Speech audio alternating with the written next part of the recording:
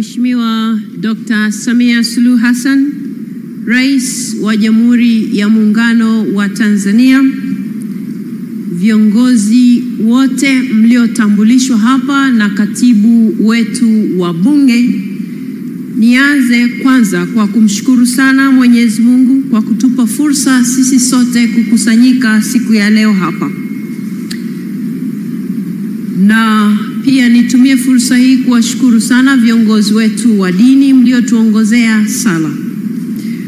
Mheshimiwa Rais, pia nitumie nafasi hii kukushukuru kwa heshima kubwa ambayo umelipa Bunge la Jamhuri ya Muungano wa Tanzania. Kwanza kwa kukubali wito wetu kuja kwako, na pili kukubali kuja kupokea tuzo hii wewe mwenyewe. Tunakushukuru sana Mheshimiwa Rais. Kwa nafasi hii pia napenda nitumie kuwashukuru viongozi wote wa kitaifa mliofika kuja kuungana nasi katika jambo hili la kihistoria. Ninawashukuru kwa sababu mmetenga muda wenu adhimu kabisa ili mje mshuhudie jambo hili pamoja nasi wabunge wa bunge hili la Jamhuri ya Muungano wa Tanzania.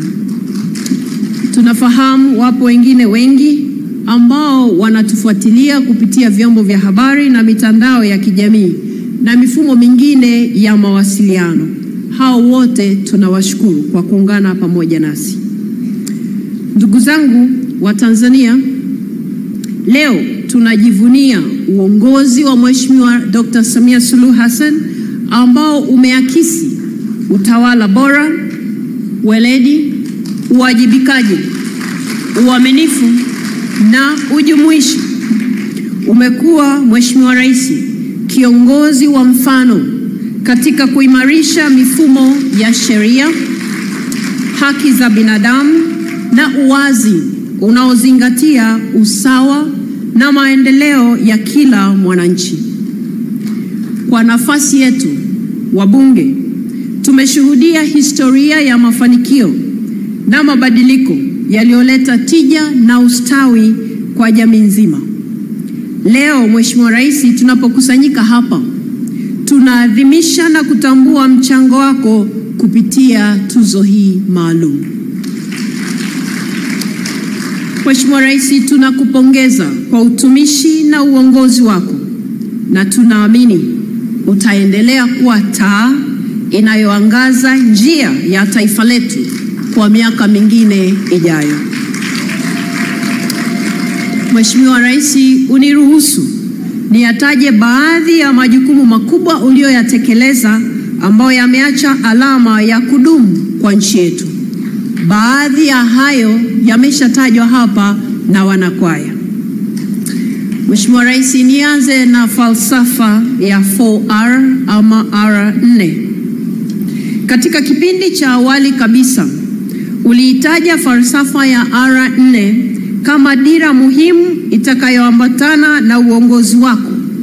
Na 4R hizo ni hizi zifuatazo. Kwanza, maridhiano. Katika eneo hili tumeshuhudia juhudi zako za kuleta maridhiano ya kisiasa na kijamii na kuhimiza umoja wa taifa letu. Mheshimiwa Rais, ya pili, ustahimilivu.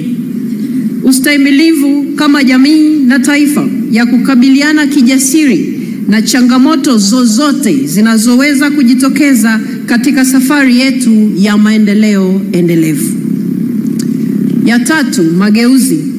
Kufanya mageuzi kila inapobidi ili kukidhi mahitaji ya wakati tulionao na ujao. Mageuzi haya yanaweza kuwa ya kisera, kisheria, kitaasisi au mengineyo. R ya 4 ni ujenzi mpya.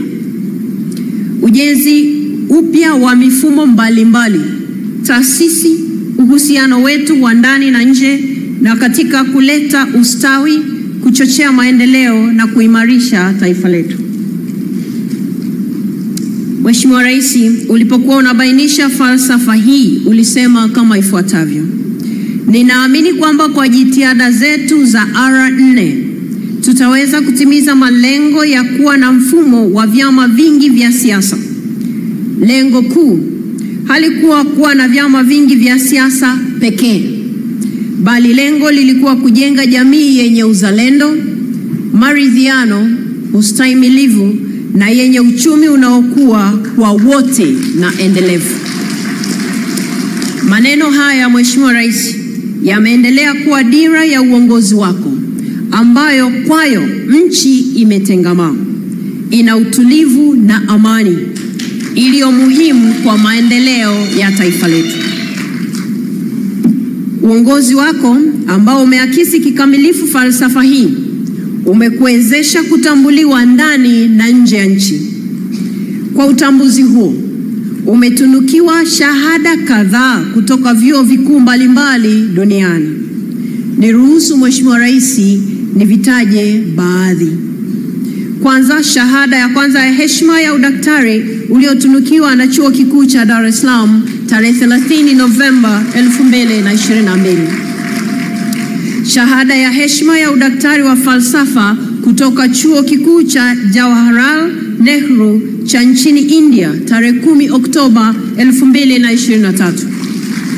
Shahada ya heshima ya udaktari wa usimamizi wa utalii na masoko uliotunukiwa na Chuo Kikuu cha Zanzibar SUZA tarehe 28 Disemba 2023.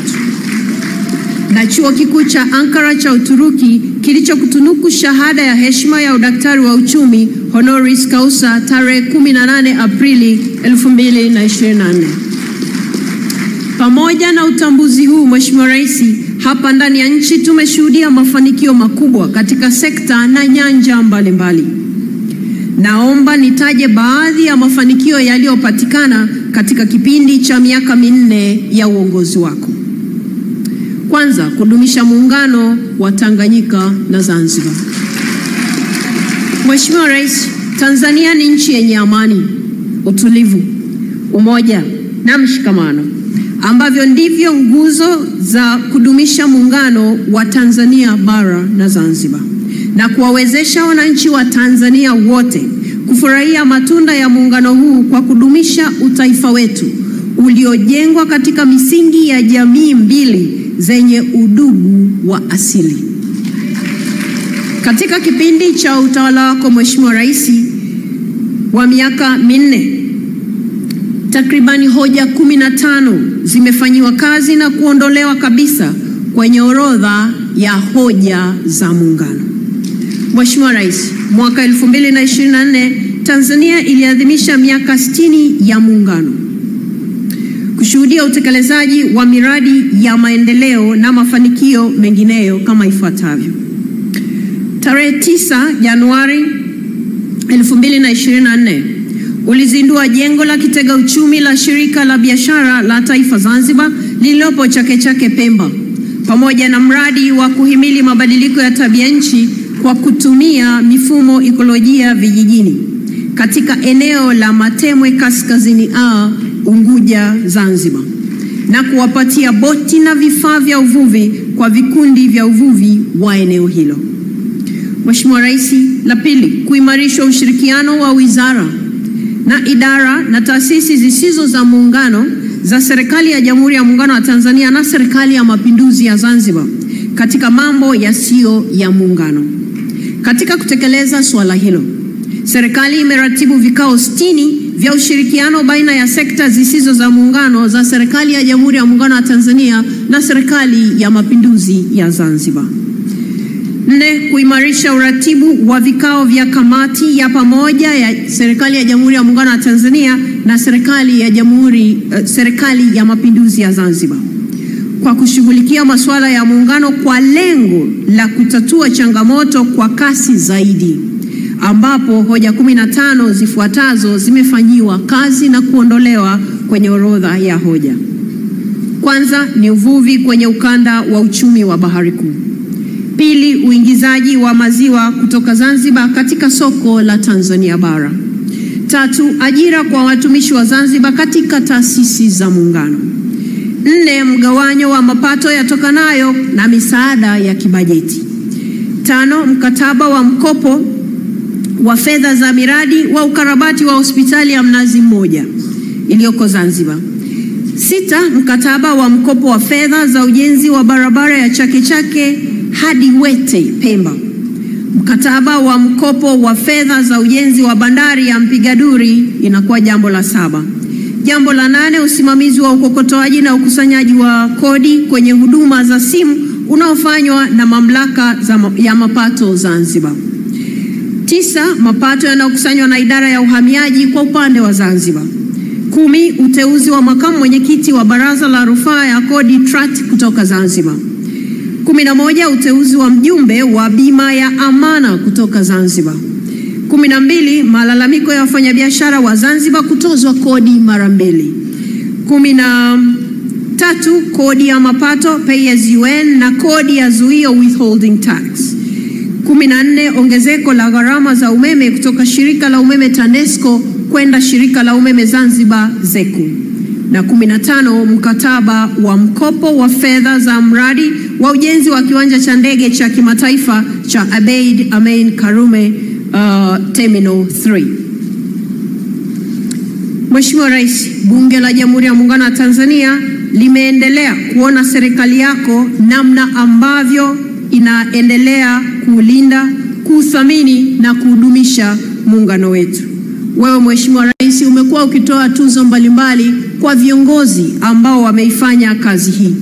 Na kwa sababu huwezi mwenyewe kujipa tuzo, basi siku ya leo Bunge la Jamhuri ya Muungano wa Tanzania ni sehemu ya Watanzania wanaokupongeza sana kwa kufanya kazi nzuri ya kudumisha muungano wetu. Mheshimiwa Rais, pia kwa uchache sekta ya elimu. Chini ya uongozi wako kumekuwa na upanuzi mkubwa wa miundombinu ya elimu, ikiwa ni pamoja na kuongeza bajeti ya elimu ya juu na kutoa mikopo kwa wanafunzi wa ngazi za stashahada kwa fani za sayansi, afya na ufundi. Juhudi hizi zimelenga kujenga taifa lenye elimu, weledi na utaalamu utakaochochea maendeleo endelevu ya nchi yetu. Mheshimiwa Rais, katika kipindi cha uongozi wako, sera ya elimu ya mafunzo ya mwaka 2014 imefanyiwa mapitio makubwa na kuzaa sera ya elimu ya mwaka 2023. Baadhi ya masuala muhimu katika sera hiyo ni kuimarisha matumizi ya teknolojia na mafunzo ya amali, maeneo ambayo yatachochea uimara wa elimu inayotolewa. Fedha za kugharamia mpango wa elimu bila ada zimeongezeka kutoka shilingi bilioni 312.5 hadi kufikia bilioni 796.38 kwa mwaka 2024. Udahili wa wanafunzi katika vyuo vya elimu ya ufundi umeongezeka kutoka 344,815 hadi kufikia 400,040 kwa mwaka 2024. Mheshimiwa Rais, udahili wa wanafunzi wa elimu ya juu umetoka 98,003 mwaka 2020 na kufikia mwaka 2023 tayari tulikuwa tumefika 196,837. Chini ya uongozi wako Mheshimiwa Rais, kumekuwa na ongezeko la ajira katika eneo hili kumekuwa na ongezeko la ajira la vijana 89,778 ambapo hapo wako wanaume na wanawake, jambo ambalo tunakushukuru kwa kutoa kipaumbele pia kwa uwezeshaji wa wanawake. Kwa upande wa miundombinu ya elimu, kwa sehemu kwaya yetu imeeleza hapa, lakini tumeona katika elimu msingi na elimu sekondari idadi ya shule za msingi zimeongezeka kutoka shule 16,656 mwaka 2020 ambao ni wastani wa shule 277 zikijengwa kwa mwaka hadi shule 19,783 mwaka 2024. Mheshimiwa Rais, hili ni ongezeko la wastani wa shule 782 kwa mwaka. Kwa upande wa shule za sekondari, ujenzi umeongezeka kutoka shule 5,001 mwaka 2020 ambao ni wastani wa ujenzi wa shule 83 kwa mwaka hadi kufikia shule 5926 mwaka 2024. Hili ni ongezeko la wastani wa shule 231 kwa mwaka. Mheshimiwa Rais, sisi kama Bunge la Jamhuri ya Muungano wa Tanzania, kwa mchango huu mkubwa sana ulioutoa kwenye eneo la elimu, tunakushukuru sana. Sekta ya madini.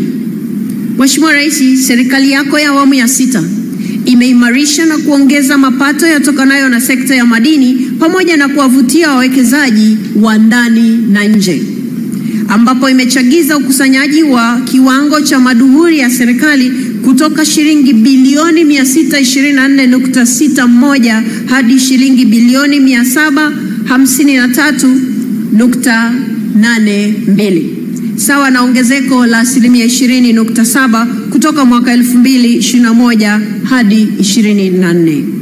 Hii ni moja ya mafanikio kati ya mafanikio mengi ambayo taifa limenufaika katika sekta ya madini.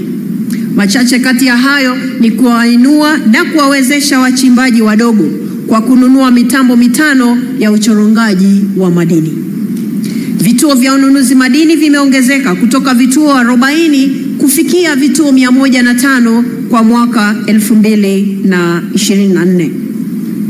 Mitambo 4 yenye uwezo wa kuzalisha tani 20 za mkaa mbadala kwa kupikia imenunuliwa kwa gharama ya shilingi bilioni 12.86. Mheshimiwa Rais, sekta ya utalii. Katika sekta ya utalii kumekuwa na mafanikio mbalimbali kutokana na uongozi wako thabiti. Kipindi chako cha miaka 4 kimeshuhudia ukusanyaji wa maduhuri ya serikali ukiongezeka kutoka shilingi bilioni 367.42 kwa mwaka 2020 hadi kufikia bilioni 877 bilioni 387 144,190 mwezi March 2025, sawa na ongezeko la asilimia 120. Mheshimiwa Rais, filamu ya The Royal Tour na Amazing Tanzania ziliandaliwa na wewe Dr. Samia Suluhu Hassan, lakini kwa kushirikiana kwa karibu kabisa na Dr. Hussein Ali Mwinyi, Rais wa Zanzibar na mwenyekiti wa Baraza la Mapinduzi. Filamu hizo zimetangaza Tanzania katika nchi na mabara yote duniani. Jitihada hizo zimekuza idadi ya watalii wa nje kwa ongezeko la asilimia 244.98 kutoka watalii 620,867 mwaka 2020 hadi kufikia watalii milioni 2,141,895 kwa mwaka 2024. Vile mapato yatokanayo na shughuli za utalii yameongezeka kutoka dola za Marekani milioni 700 mwaka 2020 hadi kufikia dola za Kimarekani bilioni 3.9 kwa mwaka 2024. Hili ni sawa na ongezeko la asilimia 427.14 kwa watalii wa kimataifa. Mapato ya utalii wa ndani yameongezeka pia kutoka shilingi bilioni 46.3 mwaka 2021 hadi kufikia bilioni 209.8 mwaka 2024. Hapa ni sawa na ongezeko la asilimia 353.1. Kumekuwa pia na matokeo chanya katika utalii wa mikutano, ambapo katika nyakati mbalimbali nchi yetu imekuwa mwenyeji wa jukwaa la 2 la utalii wa chakula duniani kwa kanda ya Afrika. Mikutano ya nishati ya wakuu wa nchi za Afrika mwezi Januari 2025 na mashindano ya kombe la Afrika ambayo tunayasubiri kwa hamu. Jitihada zote hizi zimefanikisha Tanzania kutambulika na kutunukiwa tuzo za kimataifa. Mifano ni hizi zifuatazo, kwa sababu sitaweza kuzitaja zote. Kwanza, eneo linalovutia zaidi kiutalii, yani Africa's Leading Destination 2024. Pili, eneo linaloongoza kwa utalii wa safari, yani World's Leading Safari Destination 2024. Tatu, tuzo ya Mlima Kilimanjaro ya kivutio bora cha utalii barani Afrika, yani African Leading Tourism Attraction 2024. Hifadhi ya Serengeti kutambuliwa kuwa eneo la pili bora zaidi duniani kwa safari na utalii, yani the world's second destination by Times of India. Tuzo nyingine ni tuzo ya utoaji wa huduma bora kwa viwango vya kimataifa kwa taasisi ya TANAPA, ambapo imeshinda kwa mara 5 mfululizo kuanzia mwaka 2020 mpaka 2024. Na tuzo ya bodi ya utalii bora Afrika. Mheshimiwa Rais, sekta ya kilimo. Katika kuendeleza sekta ya kilimo, serikali ya awamu ya 6 imechukua hatua mbalimbali zifuatazo: kuboresha kilimo cha umwagiliaji kutoka hekta 561,383 mwaka 2020 hadi hekta 983,466.06, pamoja na skimu 34 za umwagiliaji zenye jumla ya hekta 31,773. Skimu ndogo ni hekta 218, skimu za kati 16 ni hekta 13,520 na skimu kubwa 7 zenye hekta 15,772.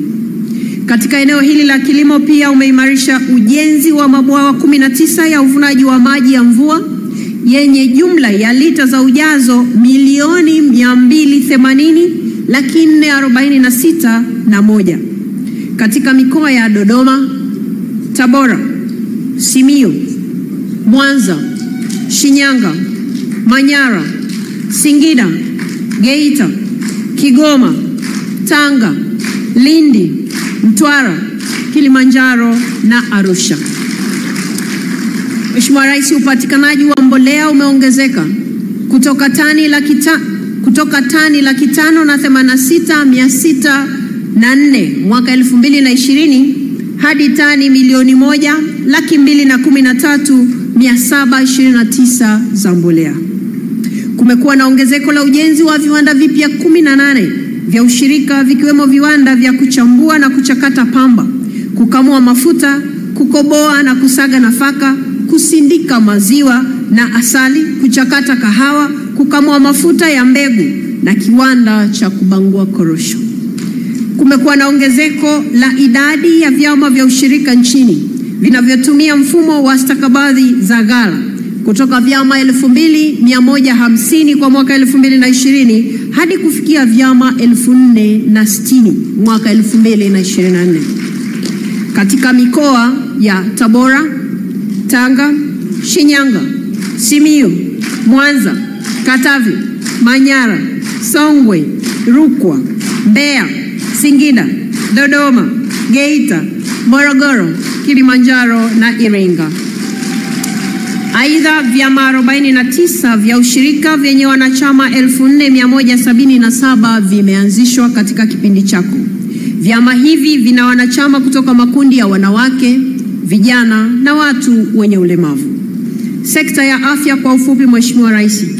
Sekta hii imeshuhudia uimarishaji wa miundombinu ya afya ikiwemo upatikanaji wa dawa na vifaa tiba. Kwa upande wa afya ya mama na mtoto, Tanzania imeshuhudia takwimu za kupungua kwa vifo vya mama na mtoto kutoka vifo 556 kwa mwaka 2016 hadi kufikia vifo 104 kwa kila vizazi hai 100,000 kwa mwaka huu. Aidha, ujenzi wa miundombinu ya afya umeimarika kama ifuatavyo: ujenzi wa hospitali za kanda zipatazo 6, ujenzi wa hospitali za rufaa za mikoa zipatazo 28, ujenzi wa hospitali za wilaya 129, ujenzi wa vituo vya afya 345 na ujenzi wa zahanati 1158.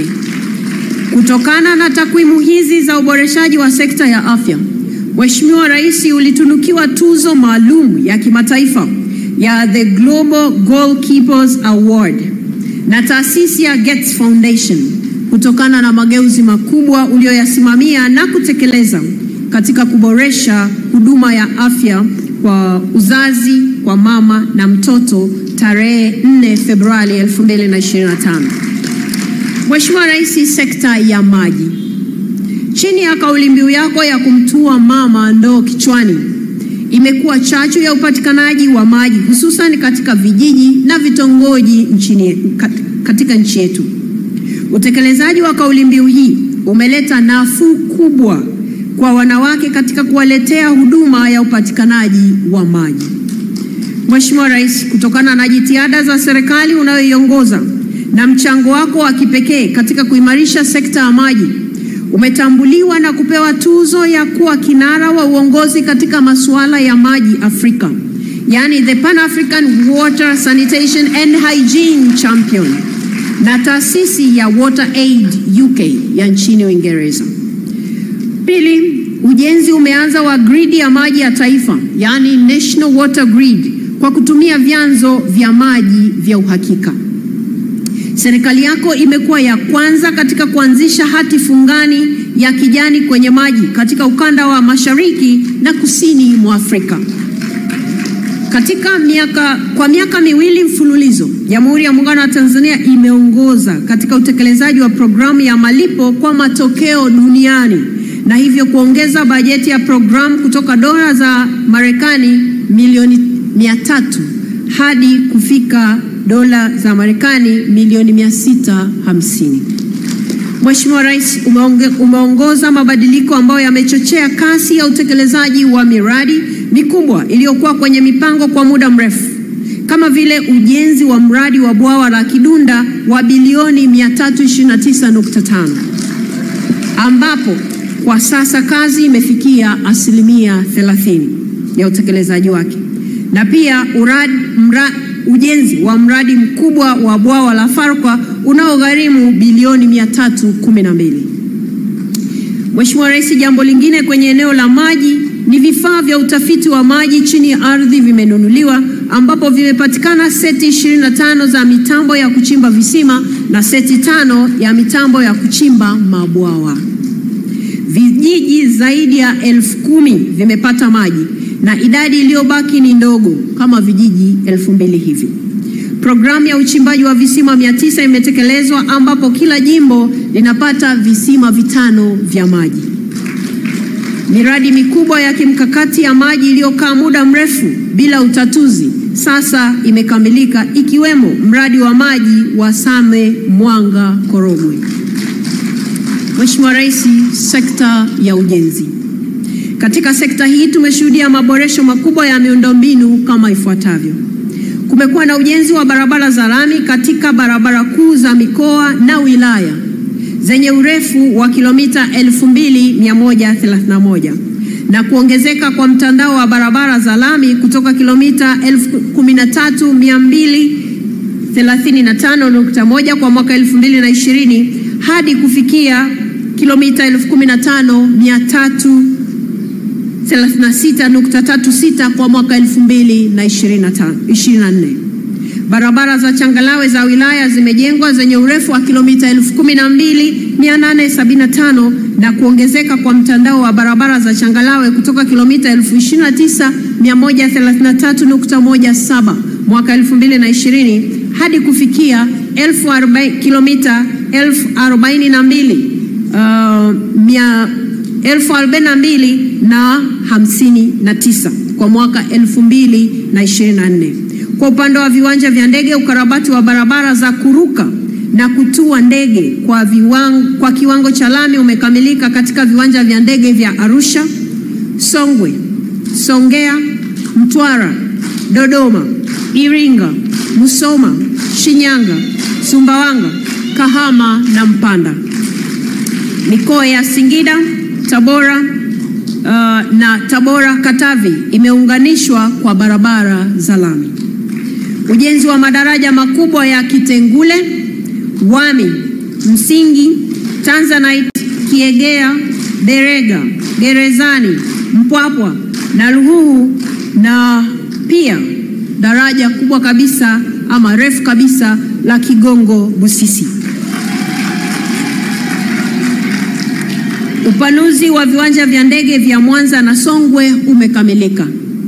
Wakati huo huo, ujenzi wa uwanja wa ndege wa kimataifa wa Msalato ukiendelea, na sasa utekelezaji wake umefika 64%. Mheshimiwa Rais, sekta ya uchukuzi. Sekta ya uchukuzi ni mojawapo ya vipaumbele vya serikali ya awamu ya 6.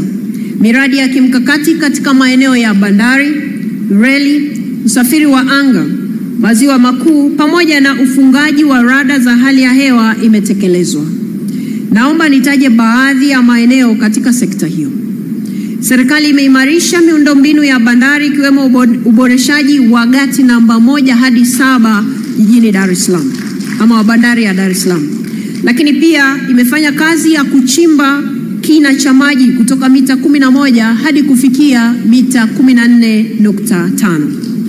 Ujenzi wa gati maalum la kuhudumia meli za magari na eneo la kuegesha magari katika bandari ya Dar es Salaam pamoja na upanuzi wa lango la kuingilia na kugeuzia meli. Bandari ya Tanga imefanyiwa ukarabati wa gati namba 1 hadi 2 yenye urefu wa mita 300 pamoja na kuongeza kina kutoka mita 3 hadi mita 13. Shehena ya mizigo bandarini imeongezeka kutoka tani 17.1 kwa mwaka 2020 hadi kufikia tani milioni 28.75 mwaka 2024. Mheshimiwa Rais, katika huduma za reli yafuatayo yamefanyika. Sambamba na kazi kubwa inayofanywa katika maeneo niliyoyataja hapa, serikali ya awamu ya 6 imeendelea kumalizia ujenzi wa reli ya kisasa ya SGR kutoka Dar es Salaam hadi Makutupora kilomita 722 na kununua vichwa vya treni vipatavyo 17 na mabehewa 65. Vile vile ujenzi umeanza wa kipande cha Makutupora Isaka na Tabora na Kigoma. Hizi ni hatua muhimu zinazochangia kasi ya maendeleo ya nchi yetu kijamii na kiuchumi.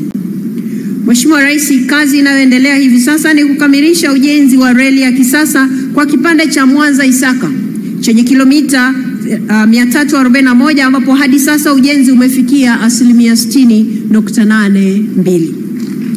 Makutupora Tabora kilomita 68 sawa na 14.53. Tabora Isaka kilomita 165 ambayo 6.2. Na Tabora Kigoma kilomita 506 utekelezaji wake umefikia 6.58.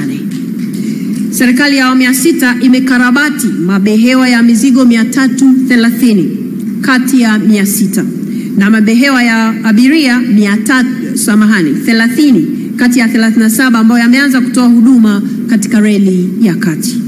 Mheshimiwa Rais, katika eneo la usafiri wa anga, serikali yako ya awamu ya 6 imefanya yafuatayo. Serikali imenunua ndege 6 za abiria na ndege 1 ya mizigo, hivyo kufanya idadi ya ndege kuwa 16 kwa mwaka 2024 ikilinganishwa na ndege 9 zilizokuwepo mwaka 2020.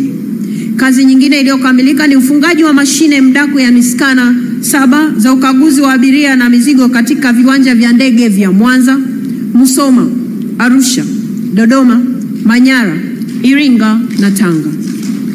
Katika kuimarisha sekta hii ya ndege, ujenzi wa kiwanda cha kuunganisha na kutengeneza ndege umeanza Morogoro.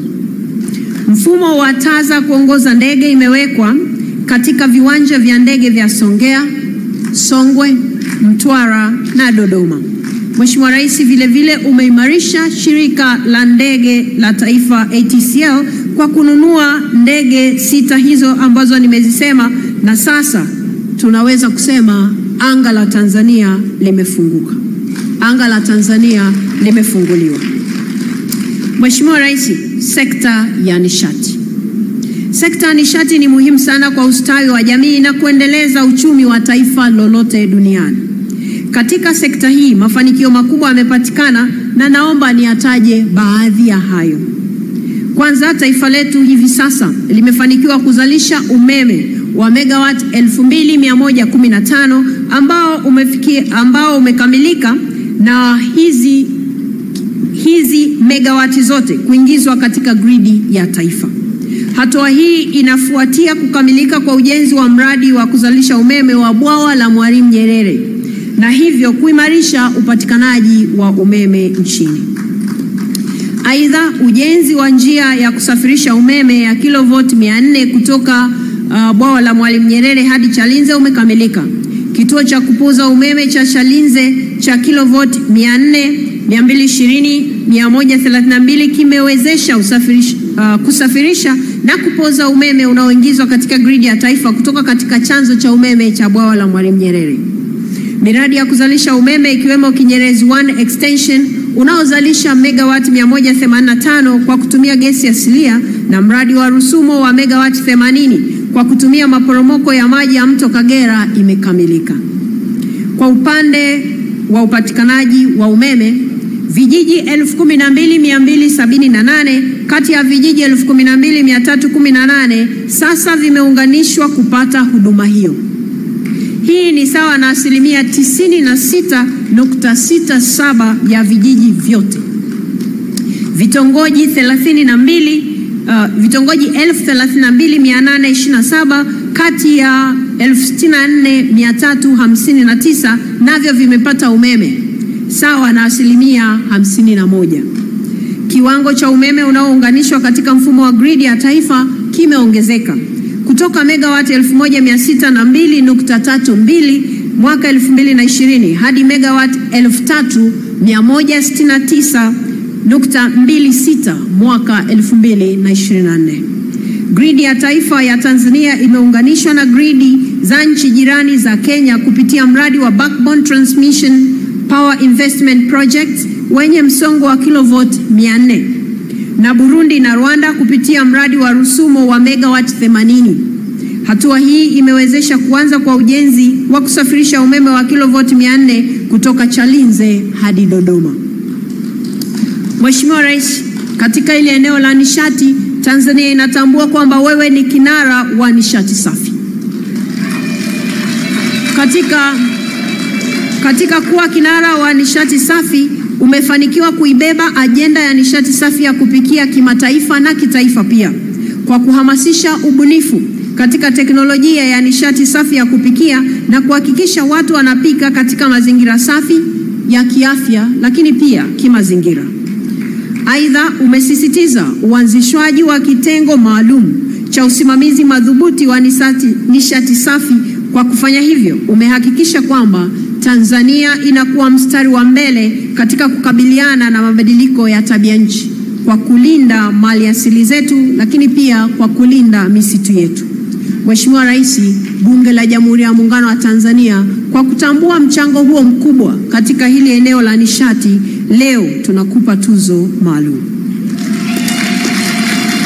Sekta ya elimu. Mheshimiwa Rais, Bunge la Jamhuri ya Muungano wa Tanzania, sekta ya ushirikiano wa kimataifa. Taifa la Tanzania linatambua heshima ambayo unaendelea kuliletea kwa kuimarisha nafasi ya Tanzania katika diplomasia ya kimataifa, ambapo umehakikisha Tanzania inashiriki katika majadiliano ya kimataifa na jumuiya za kikanda kama vile Umoja wa Mataifa, Umoja wa Afrika, Jumuiya ya Afrika Mashariki na Jumuiya ya Maendeleo ya Kusini mwa Afrika, ambazo nchi yetu ni mwanachama, ikiwemo kutekeleza kikamilifu diplomasia ya kiuchumi. Mheshimiwa Rais, katika utekelezaji wa sera ya mambo ya nje ya uboreshaji wa diplomasia ya uchumi, Tanzania imefanikiwa kupata mikopo ya masharti nafuu ya kiasi cha dola za Marekani bilioni 2.5 kwa ajili ya utekelezaji wa miradi katika sekta mbalimbali za maendeleo. Nchi yetu imepata mkopo wa masharti nafuu wenye kiasi cha dola za Marekani milioni 163.6 kwa ajili ya kugharamia mradi wa ujenzi wa hospitali ya Mbiguni na kituo cha mafunzo ya afya Zanzibar. Mheshimiwa Rais, nchi yetu pia imeweza kuratibu mikutano 25 ya ubia wa maendeleo baina ya Tanzania na nchi za Afrika, Ulaya, Amerika, Asia, Australia na Mashariki ya Kati. Pia Mheshimiwa Rais, umeendelea kuimarisha diplomasia kwa kushiriki mikutano mbalimbali ya kimataifa ambayo imeliletea tija kubwa sana taifa letu.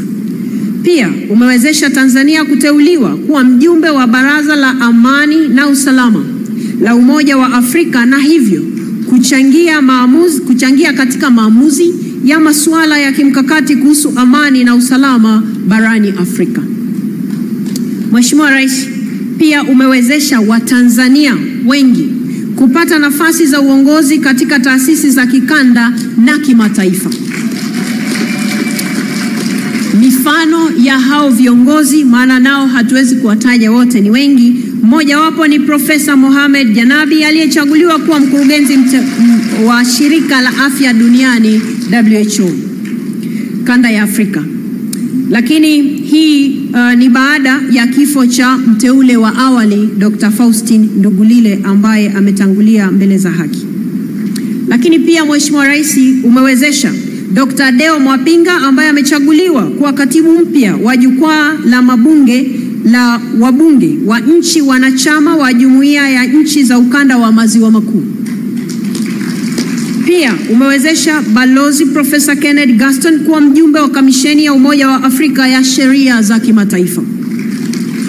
Pia yupo Bwana Benjamin Kapera, umewezesha kuwa mjumbe wa Kamisheni ya Umoja wa Afrika wa Bodi ya Ushauri wa Afrika kuhusu mapambano dhidi ya rushwa. Aidha, leo hii Mheshimiwa Rais, mimi nimesimama mbele yako pamoja na kwamba ni spika, lakini pia ni rais wa Umoja wa Mabunge Duniani. Mheshimiwa Rais, kama ambavyo tunatambua kwa hao wengine kwamba si kwa juhudi zao, lakini ni kwa juhudi zako nafasi hizi zimepatikana, vivyo hivyo urais wa Umoja wa Mabunge Duniani usingeweza kupatikana bila juhudi zako.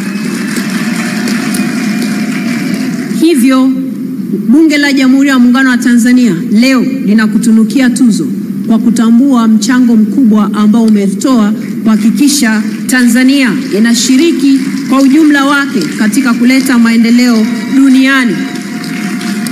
Mheshimiwa Rais,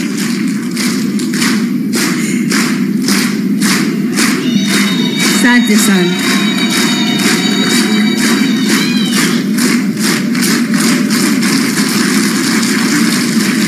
Asanteni sana. Mheshimiwa Rais, wabunge hawa wa Bunge la Jamhuri ya Muungano wa Tanzania katika kutafakari nini cha kufanya kwa niaba ya wananchi wanaowawakilisha wakawaza kukupa tuzo maalum leo. Kama isingekuwa muda, katika majimbo yote ya Tanzania ambayo yako 264 na sasa yameongezeka ambayo wabunge wake hawajaja bado bungeni, wabunge hawa kila mmoja wao anayo hadithi njema ya kutoka kwenye majimbo yao na kazi uliofanya katika sekta zote hizi. Vile vile Mheshimiwa Rais, wabunge wanaowawakilisha wanawake wanatambua mchango wako mkubwa sana katika eneo la uwezeshaji wanawake kiuchumi, kisiasa, kijamii na kiuongozi.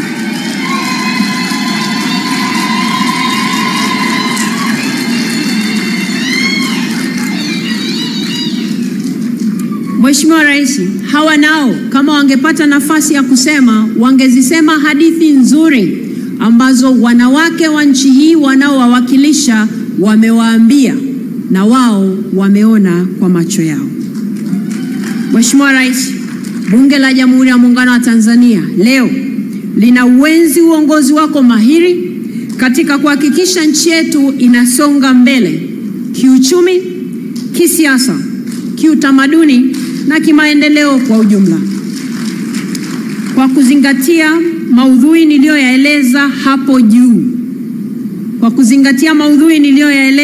hapo juu, na kabla hatuja kukabidhi tuzo, Mheshimiwa Rais, tunaomba uridhie kwa kifupi kabisa utazame, maana sijaweza kusema yote. Sehemu wamesema wanakwaya, sehemu itasema jambo ambalo tumeliandaa ili utazame kwa macho yako yale ambayo wabunge wanatamani kusema kwako. Basi mtu wataalamu waweke documentary, kisha nitasimama tena kwa ajili ya kumkaribisha rais kupokea tuzo. Asanteni sana.